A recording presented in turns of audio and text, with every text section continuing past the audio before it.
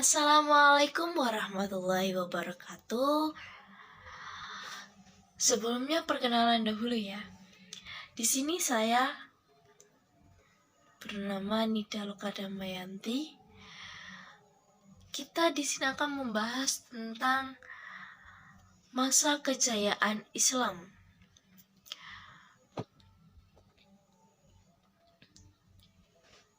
Dalam materi ini kita mempunyai 3 subbab, yaitu yang pertama, periodisasi sejarah Islam, yang kedua, kemajuan Islam pada periode klasik, dan yang terakhir ialah tokoh-tokoh kejayaan Islam.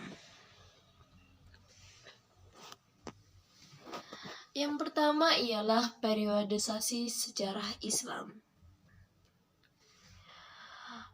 Periode sejarah Islam dibagi menjadi 3, yaitu periode klasik, periode pertengahan, dan periode modern. Pada periode klasik ditandai dengan kejayaan Islam yang dibagi menjadi 2, yaitu fase ekspansi dan integrasi. Yang kedua ialah fase disintegrasi. Pada fase pertengahan atau periode pertengahan merupakan periode kemunduran Islam yang dibagi menjadi 2 fase, yaitu fase kemunduran dan fase munculnya ketiga kerajaan besar yang dimulai dengan zaman kemajuan kemudian zaman kemunduran. Dan yang terakhir ialah periode modern. Periode modern ini merupakan periode kebangkitan umat Islam yang ditandai dengan munculnya pembaharuan Islam, baik secara tokoh maupun pembaharuannya. Dan itu kita bisa rasakan sampai sekarang loh. Yang kedua, yaitu masa kejayaan Islam.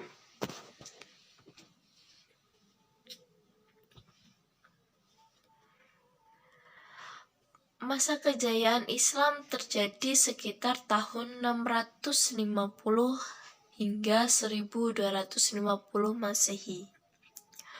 Pada periode ini seringkali disebut dengan periode klasik. Pada kurun waktu tersebut terdapat 2 kerajaan besar, yaitu Kerajaan Umayyah atau Daulah Umayyah dan Kerajaan Abbasiyah yang sering disebut dengan Daulah Abbasiyah.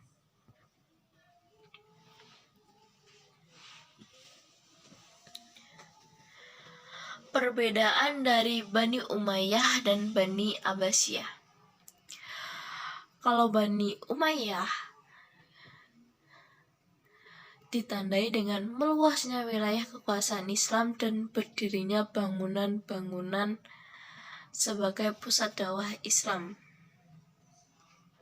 Kemajuan Islam yang terjadi pada masa tersebut meliputi bidang politik, keagamaan, ekonomi, arsitektur, sosial, dan bidang militer.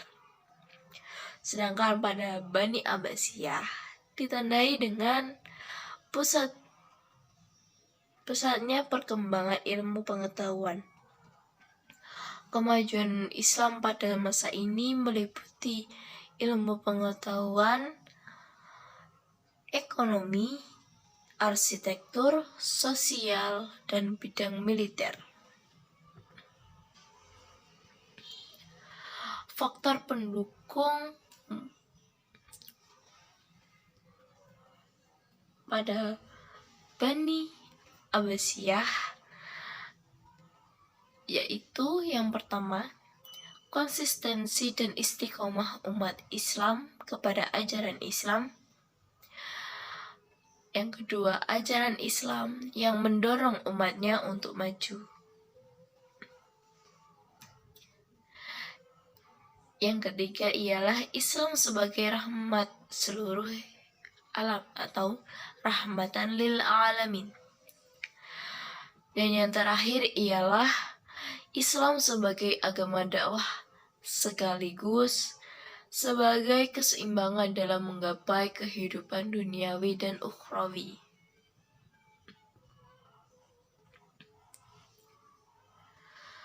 Tokoh-tokoh pada periode klasik.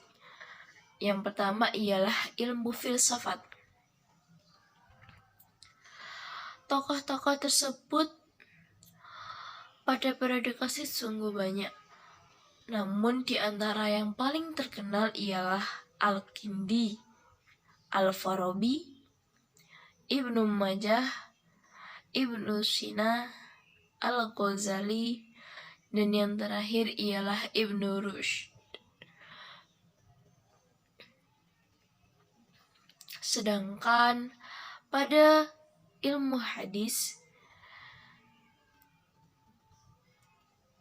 ada Imam Bukhari, Imam Muslim, Ibnu Majah, Abu Daud, dan At-Tirmizi, yang dimana hadis-hadis sahih merupakan hadis riwayat mereka yang sering banyak kita dengarkan pada pelajaran pendidikan agama Islam.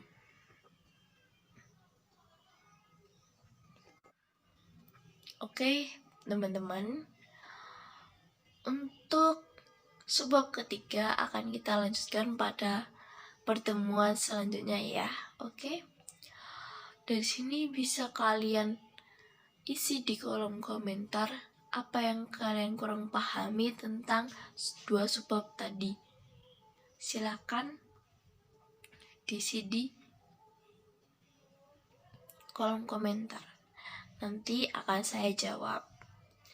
Oke, sekian pada hari ini, kurang lebihnya mohon maaf.